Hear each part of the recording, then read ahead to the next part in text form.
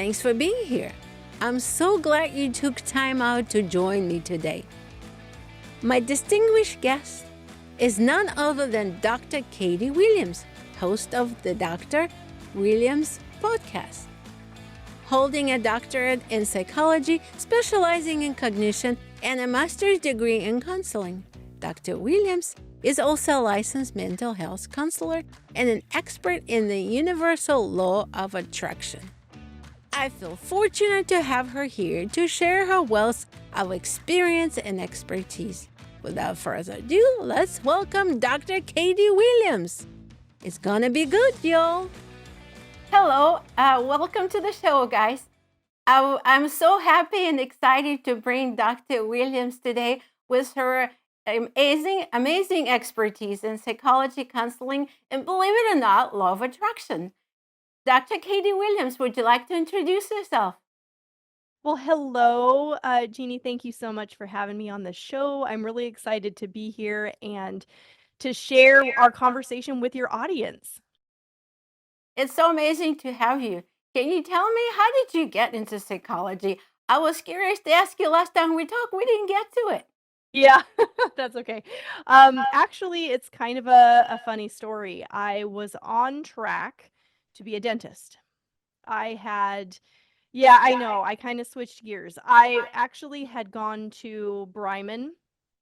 It's a type of vocational college to be a dental assistant, and that's because I had designated my major as dentistry as an undergrad. And so I was doing this, and I'm like, I want to be an orthodontist. When I had braces on my teeth, it changed my life. I felt like it brought my confidence, and I wanted to do that for other people. So I'm on track for being a dentist, and I had to take some prereqs, and I decided to take a psychology course for fun. And I fell in love with psychology, and I thought, oh my gosh, this is really what I want to do.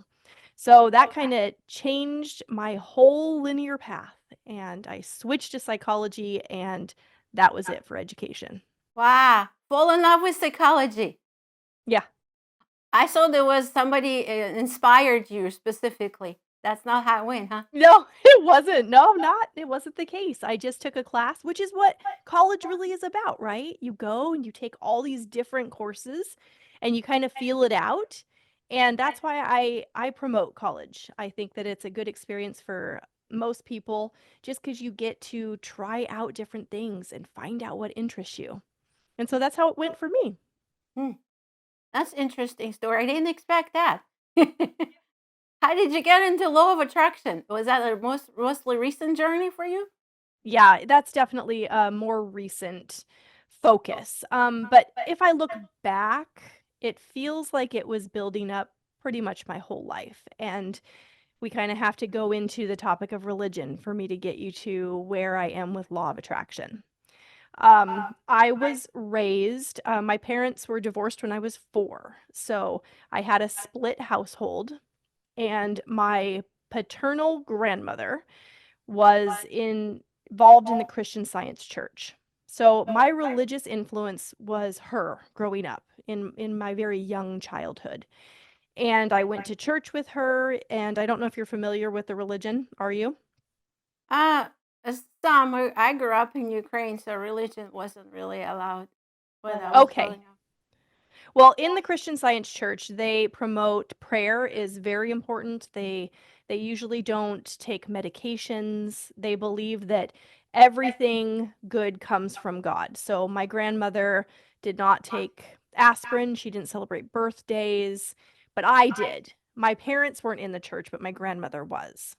But that's where my religious influence started. That's where I learned about God and Jesus, and I had kinda turned my back on it for several years. My grandmother had passed when I was 11 and a half, and I just wasn't really involved in religion there for a long time until my mother got pregnant with my sister, which happened right around that same time. I was 11 and a half when my sister was born, Hmm. and she wanted to raise her with that kind of influence, so we started going to the Lutheran church, and I kinda was into it, but I kinda wasn't.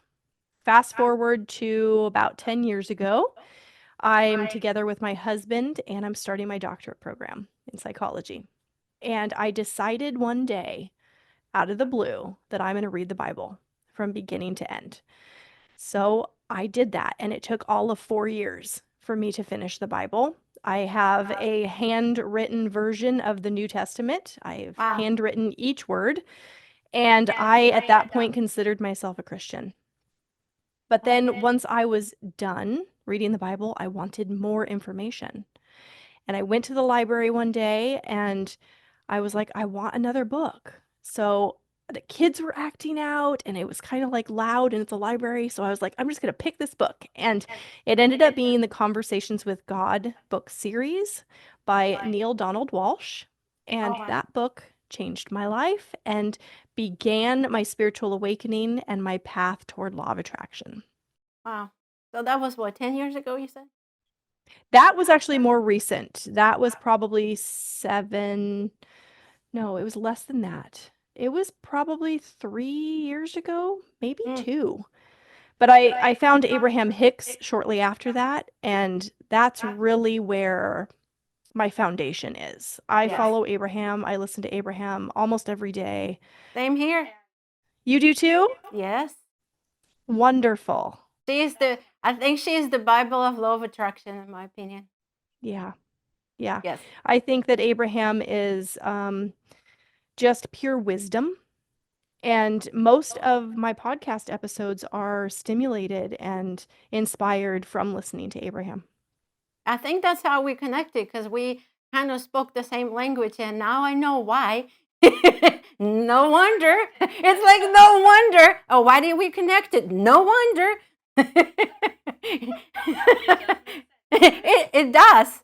Wow, that's some interesting. Yeah, I didn't even know that. Okay, no wonder.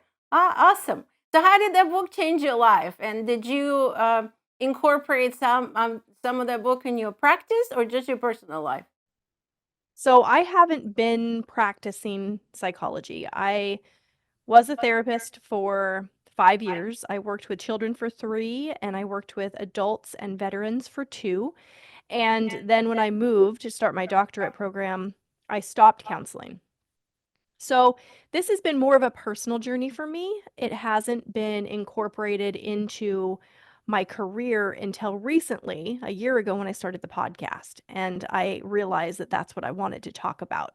But the book changed my life in that I felt resonance. I felt like I found truth, and it opposed a lot of Christian beliefs. And yet I felt like I've known this all along. So that's how it changed my life. It allowed me to step into my own knowing. Isn't that amazing? Yes, it is. It's interesting how we all know the truth, but we have to get to the point where we get to feel the moment of awakening, so to speak. Absolutely. What was it for So you? for me, it was yeah, I think it's more the last couple of years I started listening to Abraham, and there's the more I listen, the more light bulbs goes off. I said, oh, really? It can't be that simple, is it? But maybe it can be. I don't know. I'm always had that over analyzing. My mind is always analyzing everything, and I always like details. And I'm like, it's not that complicated after all, is it? It's like, oh my God, really? Is it really that simple? The part that I like about many parts that I like in her teaching, but one of the best part that I love of her teachings is like you have to love yourself.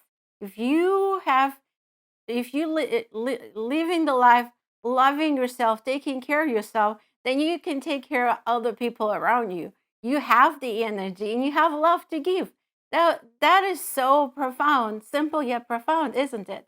Yes, actually, I mean, you saying that definitely reinforces my own experience. I'm a mom, so I put other people before myself, and I don't feel like I can sit down and rest until everybody is taken care of and things are tidy, and then I can sit and rest.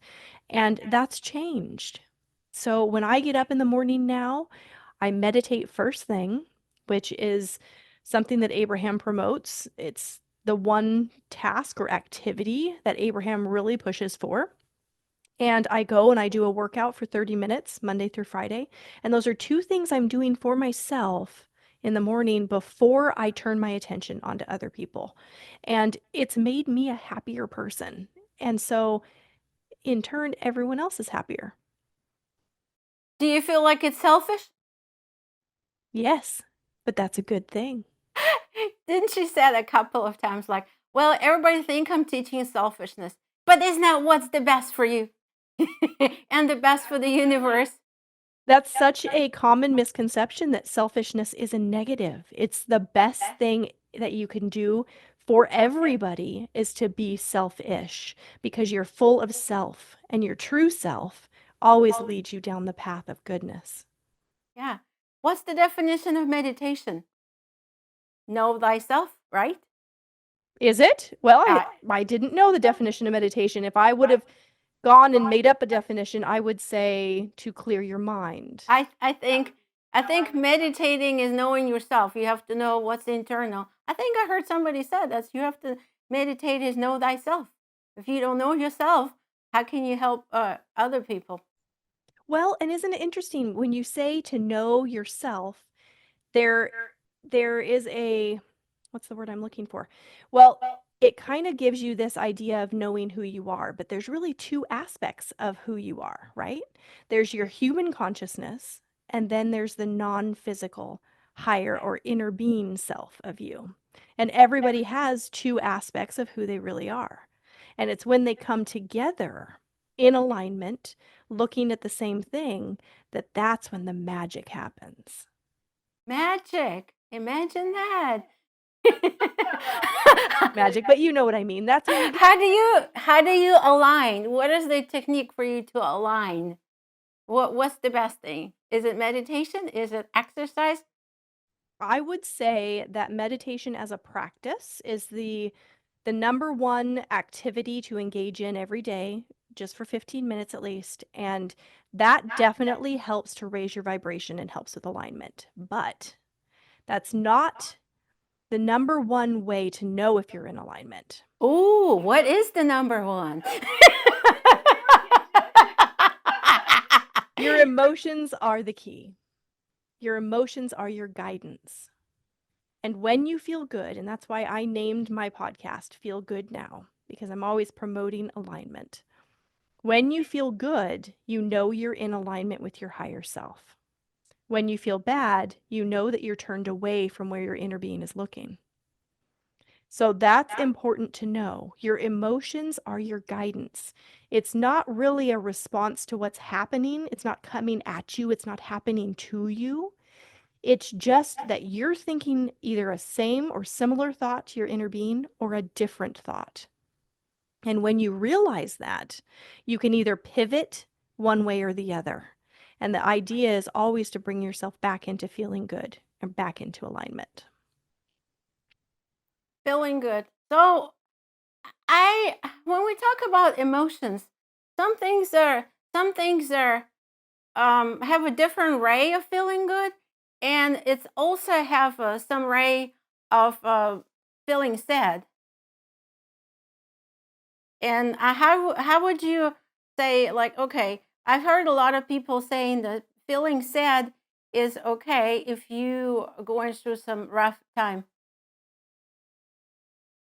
How would you address that? Some people say sadness is okay. You know, you're reminding me of something that happened years ago when I was working with kids. I had this big bulletin board in my office, and I had printed off positive emotions. And I had the kids that I worked with color them so I could put them up on the bulletin board.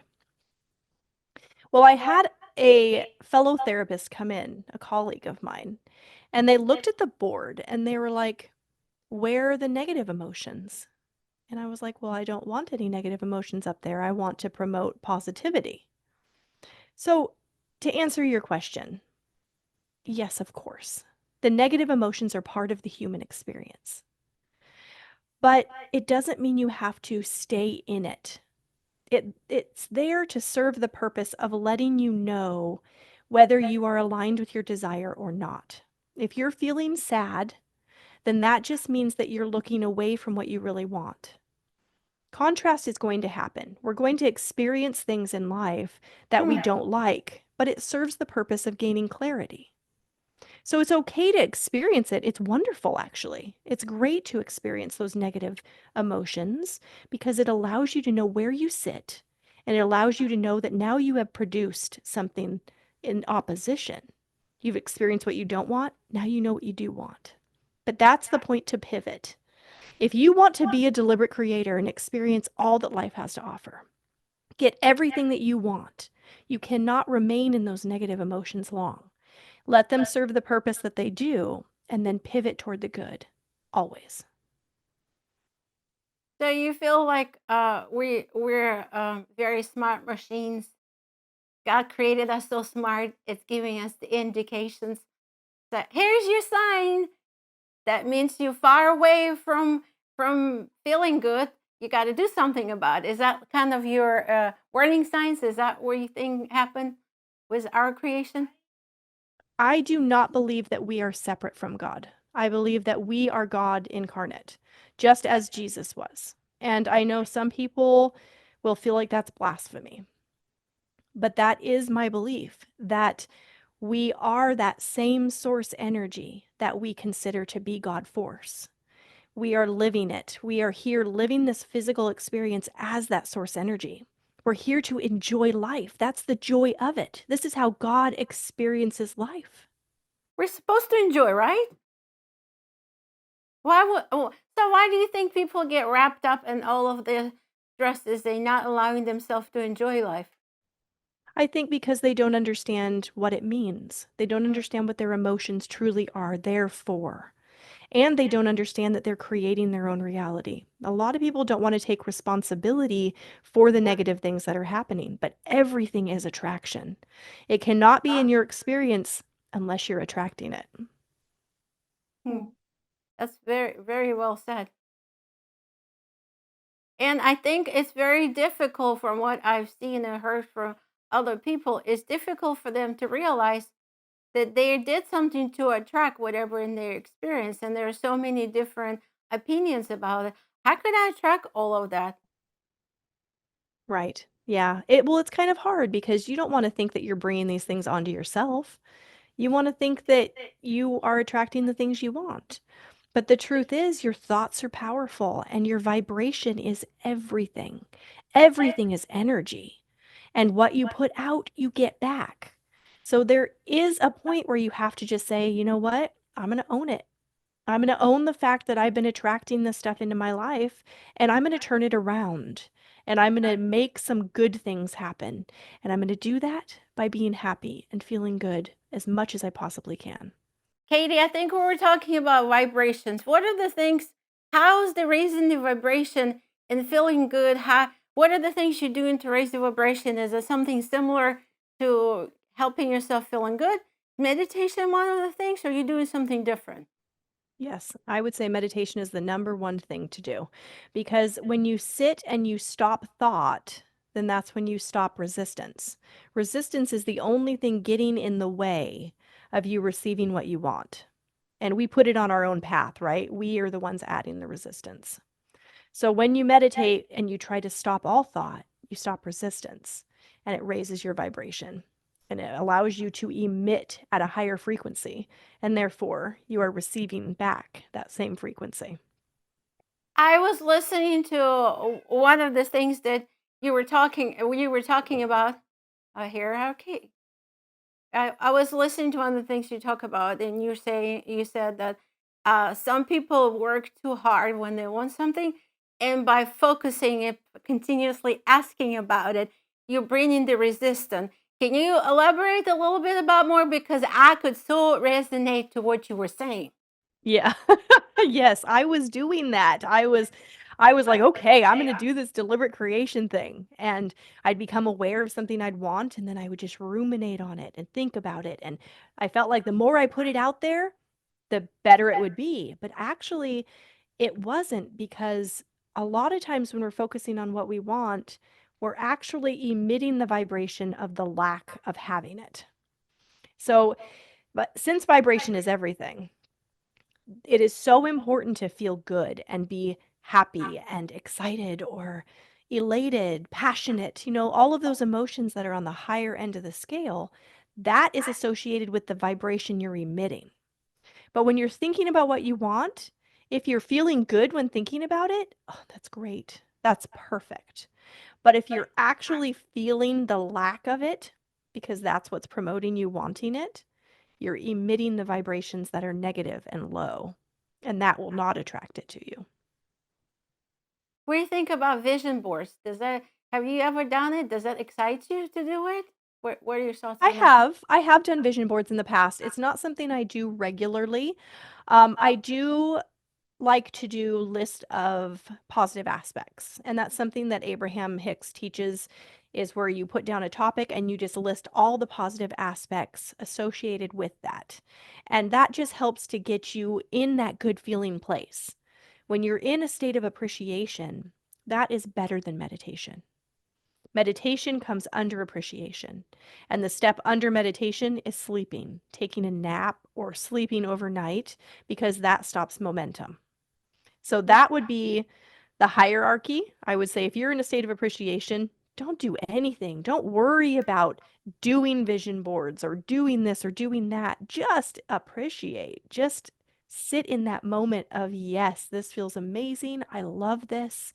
I love this moment. I love my life. I love this person. I love knowing who I really am. That is the most powerful state of being that anybody can be in. Yes, that is really powerful. Some people will call it affirmation. But what I also notice, people do the affirmation, but they don't feel it. They just the words, as what Abraham said. Words have no meaning. You just have to feel it. You have to have the feeling. Yes. Yeah, Abraham often says that words do not teach, life experience teaches. And the words are powerful. They are. But it's the feeling behind the words that is creating something. If you are wanting something, you have to find the feeling of already having it and believe that it's on its way to you. That's how you attract. It's finding the feeling of it.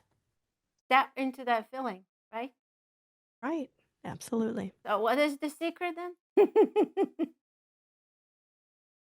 Feeling good.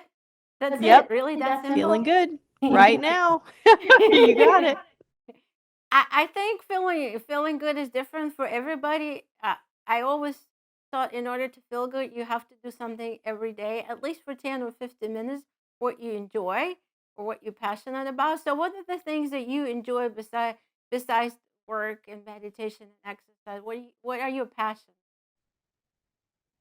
Wow. I haven't really spent a lot of time thinking about that. To be honest with you, lately things have been a little different for me. I, up until September, when my youngest started kindergarten, I had been gung ho with the podcast every day. I mean, taking short breaks, like 10-minute breaks to eat and back to the work with podcast. And I was fueled by it. I loved it. And then I started to feel a little bit different. My youngest went off to kindergarten, and I allowed myself the time to process that because that's a big life change for me. I now have more time on my hands, and you'd think I'd throw myself into work, but I didn't. I allowed myself to rest. So recently, what feels good to me is not pressuring myself to do anything, just allowing myself to be. And sometimes that means just laying on my bed and feeling the sunbeam. Just being, just enjoying the moment, petting the cat, you know? I have three. I have 4. Yeah. Oh, wow. Do they fight? Sometimes. They do sometimes fight. One, my number one and number three is fighting. Yep, they got to work out their own stuff. Yeah, I'm like, what brings passion to me is music. I grew up 7 years of music school. My mom was a classical musician, and it's always been music. That's Uh, wonderful. Music is a wonderful way to get into the vortex. yeah, and a certain kind of music. It depends on the mood. Like in the evening, I want more quiet music. In the morning, I want more a bit music, and dancing. I love going to Zumba. That's pretty. That's a lot of fun. So for me, my passions are music, singing, dancing, just listening to light music. That's great. I have to tell you, I am trained in piano. I took several years of piano lessons. Wow. Okay. So, and I don't feel like it's a passion, but sometimes it is. Like I did the music for the podcast twice. I've made two separate songs, one for season one and one for season two. And when I was doing that, it filled me up. I was like, wow, I really have missed this. And I really enjoyed it. But it's not something that I do on a regular basis. Hmm. I you played and recorded the music yourself for your podcast? I did, yes. Oh, well, that's awesome. Amazing.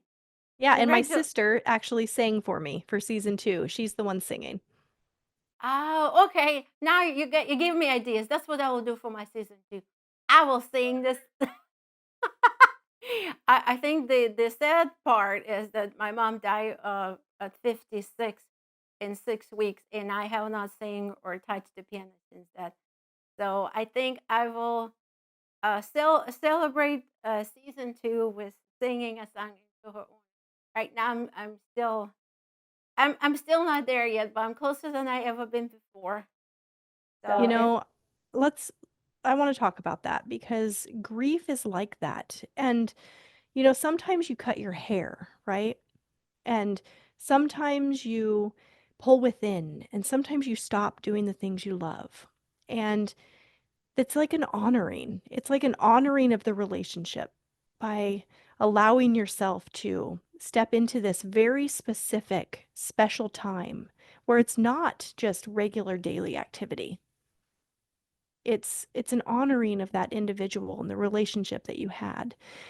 Do you feel that you can still connect with your mom? yeah, that's something that we did together. And I keep saying it for the last couple of years. I will do it in her honor.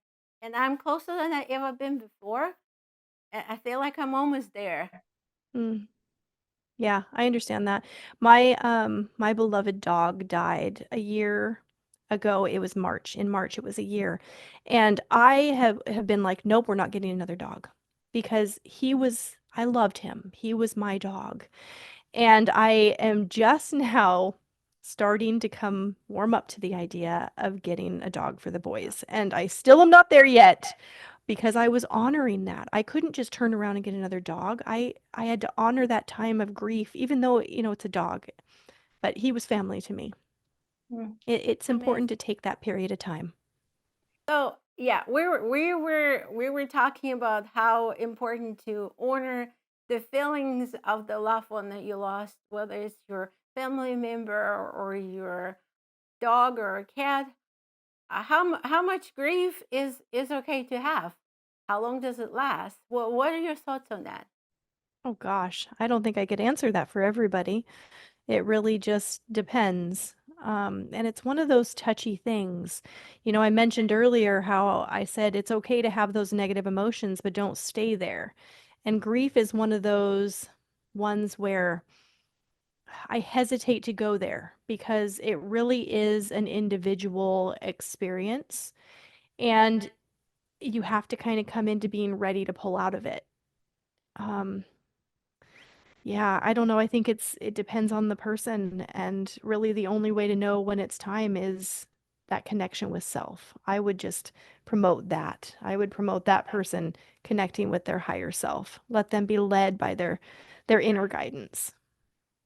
So we'll go back to saying like they need to meditate, maybe go for a walk, maybe go back to their passion, maybe listen to music, or just plain go for a walk. What are your thoughts on that? I think it's really simple. I think it's whatever feels good right now. In this moment, do that. Don't be hard on yourself. Like even now, like I mentioned, being a mom, I used to be like attending to the kids' needs all the time, and I became this ball of stress. And now sometimes I say, you know what, guys? I'm just feeling like I really need to rest for just a few minutes, and then I'm happy to help you with that. But if I can just take my moment and allow myself to center, then I don't lose it. I don't fly off the handle. I don't get as frustrated because when I'm doing it back to back to back for them and I'm not tending to my own needs, I'm not a fun person to be around, and I don't want to be that person. So, really prioritizing what feels good right now in this moment. And it kind of circles back to an earlier conversation. If you feel good, then you can help other people around you feel good. So you have to know when to take a break, when to take that moment. That is so important. I think it's just what day by day, moment by moment. It's just the awareness of knowing when to take that moment. I think is the one of the biggest thing that I've learned too. Take a moment, take a deep breath, 5 deep breaths, six deep breaths. What about breathing technique? Do you do any special breathing technique? Have you ever experienced being very helping you when you get stressed? No, you don't get stressed. Sorry, I forgot that. Of Course I do. I get stressed sometimes. Used to be really stressed out. I don't really have a breathing practice, but sometimes when I meditate, I receive intuitive breathing. So when I get in the receptive mode, I don't know what meditation is like for you. For me, I receive some movement. I usually am moving in a clockwise fashion. Sometimes my hands move. Sometimes I have vocalizations, and sometimes if I get inspiration, I would call it, to breathe in a certain way. So I really just kind of follow that inner guidance with breathing. I did listen to a podcast that was all about breath work, and I followed the exercises in it and found it really helpful. So I'm not an expert in that area, but I am a fan of it. I think that I can see the benefit in it. And if it's beneficial for you, then I definitely recommend doing that. Yeah, I think breathing is good. Sometimes I know myself when I get stressed out, I have to just breathe. It's like I have a tendency to literally stop breathing, and I know that for myself. So I have to be very careful. So I need to just take a deep breath and breathe. And at that moment, doesn't matter what kind of breathing I do, as long as I focus on actually breathing. And usually, by the fourth breath or so, I feel better. So I know I stop breathing when I get stressed out. My older son was very upset the other night, and I have a 7-year-old and a 5-year-old. They're both boys. Oh boy. And my 7-year-old was upset. He was crying, and I was trying to comfort him. And his younger brother said, Austin, just take a deep breath. Wow. I was like, well, where did this wisdom come from? You know, but kids really are our teachers, aren't they? Yeah, Yeah, well, well, they're they're picking picking up up pieces pieces here here and and there. there. You You may may have have said said that that once once before, before, not not realizing realizing was was listening. listening. Maybe. And they're really very much in tune in a way that we have lost as we come into adulthood. But as children, they're closer to that non physical energy. And in a lot of ways, they're here to remind us how to do it. What is your favorite quote? Wow. That's a good question. Let me think for a second. I don't have one. That's okay. Welcome to the club. I don't either.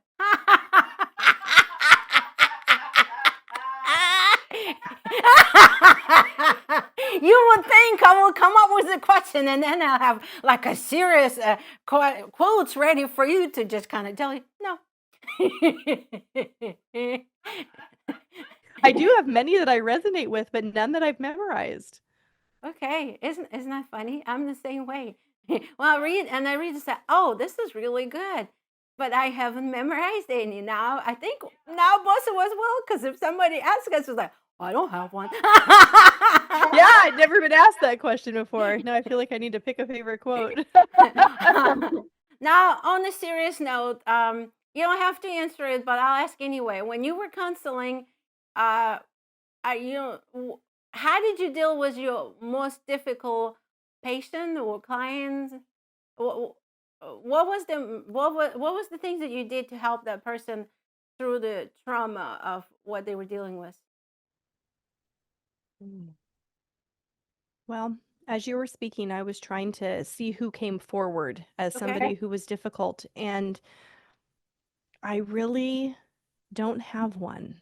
And I know that might be hard to believe, but I don't look at my clients as having problems. And that's part of how my doctrine is a little bit different than mainstream mental health. Usually there's that stigma there. If you're in counseling, then that means you have an issue. I don't look at it that way. I look at it like we are two equal people coming together to have a conversation. And I'm going to bring my intuition into it and allow yours to come forward, and we're going to co-create together. It is equality. I'm not above you just because I'm a counselor. We're just two people talking. And so, in any situation, whether there was a difficult situation for my client or whatever it might be, and I did have some scenarios where there was suicidal clients and some difficult things, I think that just seeing them for who they really are is the greatest benefit that I could offer. And I know that they are not that experience. They're more than that. And if I can hold that place for them and be that vibrationally, I can try to draw them back into remembering who they are. It seems like to me more like letting them know they're important, that they heard and they understood. That's probably all they need, people in a difficult situation. And who couldn't, right? We all could use more of that. Yeah, most definitely. Connection. It's connection. I'm going to rephrase my question. What was the most fun clients for you? I The ones love that it. was I love that you went positive with it. it's like, who was the most fun? Who, like, you're like, oh, exchanging the jokes when it was not a serious matter at all. I Oh mean, my gosh, not joking all the matter, rather. time. I had so many wonderful connections with people, and they offered me a lot of feedback, and they're like, "You know what? I've never been able to talk to a therapist the way that I talk to you." And it was all just so nice, but I just connect with people as a person, you know? I wasn't bringing in like, "Well, we're going to do this modality today," or maybe you should lay down and tell me how you feel about that. No, I'm just talking with you. You're a person, I'm a person, and I genuinely care. And I think they felt that. They could feel that from me, that I'm here to be there for you. And so it was always kind of fun. Most of my clients I had fun with because we would just talk and be in a loving space. Did they exchange the joke with you? Did they try to joke or flirt with you? I've had my fair share of both of those things. Yeah, it happens. It does.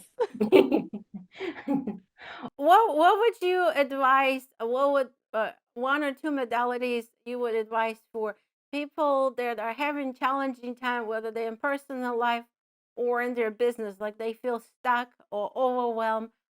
What would you advise for them to do? I would advise, first of all, to embrace it. Allow this experience to be the positive thing that it really is. Know that this is just producing something better for you in the future. That is how it works. You experience things that you don't want so that you can create something you do. And when you align with it, then you're not putting more resistance in the way.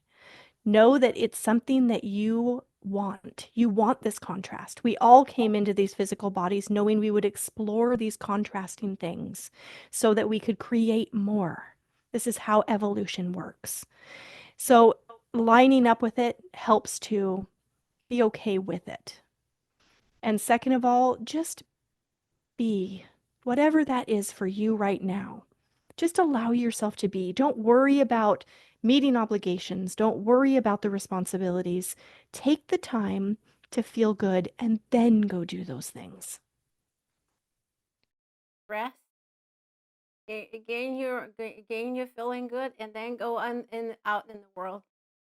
So many times, even if I look back, what initially feels like it's something bad There's many times that some good things came out of something that initially, like on the surface, might look that was something bad.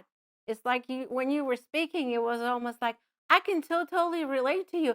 Even sometimes you get fired, the next job will be even better. But in that moment, you just need to remember that just because that happened doesn't mean something on the other side are not going to be better. It's just knowing. We're going back to the knowing. That's it. That's it. Everything is perspective. And if you know that this is producing something better, then you're lining up with what is better. How do you know it's not producing something better? You can't assume it's the worst thing in the world. You don't know, do you? Right. Absolutely. I think you got it, Genie. You got it. So I think I think it seems to me we the way we started conversation, we almost made the full circle. It's almost like the truth is the truth, and certain things are it's how you look at life and how you see life. There's more than one angle to see it, and the truth is, no matter what you experience right now, doesn't mean it's absolutely horrible. There may be something a lot better on the other side. You just need to take the moment, experience it, allow the flow, and then say, well, maybe there's something brighter on the other side. You may not feel it immediately. What would you say, Dr. Williams? I agree with you. I think that that is the way to look at it. The truth is we are all source energy, which means that we're all good and we default to wellness. We just have to allow it. The resistance that we are putting in the way of allowing that goodness is on us. Reduce the resistance and wellness is there. We just have to allow it in. Yeah. Are you saying we don't need to fix anything? We don't need to fix anything. No, We're all is good. well. We're good. We're good the way we are. We don't Absolutely. need to fix it. I want to say thank you very, very much. That was the most fun interviews and was fun I had. And speaking with you is amazing. I really appreciate you taking your time and sharing your wisdom and your expertise. We um we will post you links how people can find you, and I encourage everybody to listen to Dr. Williams' podcast. Tell them how they find you and what's the name of your podcast. Yes, Dr. Williams' podcast is on all the podcast platforms. I'm also on social media platforms as Dr. Williams Podcast. I also have a website, www.drwilliamspodcast.com. You can find me in all of those ways. I want to thank you. I want to thank you for having me on. I think you're doing an amazing job, and I had a lot of fun talking with you. So I think that you are very aligned with this work, and I have the highest hopes for you and all your desires coming into your experience. Thank you. When you were talking about how much passion podcasting bringing to you, I feel it every time. It's giving me that energy. And I've talked with many different people that say that means you're aligned. You feel so good when you're doing it because you want people to feel good. That's all it's all about. I want to inspire them to feel good. That's it. Me too. We are on the same path, my friend. It's such a pleasure and honor to be speaking with you. Thank you for your time, Dr. Geni. Much love. We'll talk to you soon. Goodbye. Bye-bye. And that's today's episode. One particularly compelling insight that resonates strongly with me is the significance of embracing our challenges, understanding that we seek contrast, and creating the space to allow these experiences to flow effortlessly. I hope you find this conversation as enlightening as I did. Thank you so much for tuning in. Be sure to explore more profound discussions on the Dr. Williams podcast. You'll find the links below. I love to hear your thoughts, so please share your comments. And if you haven't already, please do like, subscribe, and share. Your support really helps us out. Until next time, stay curious and keep the conversation alive.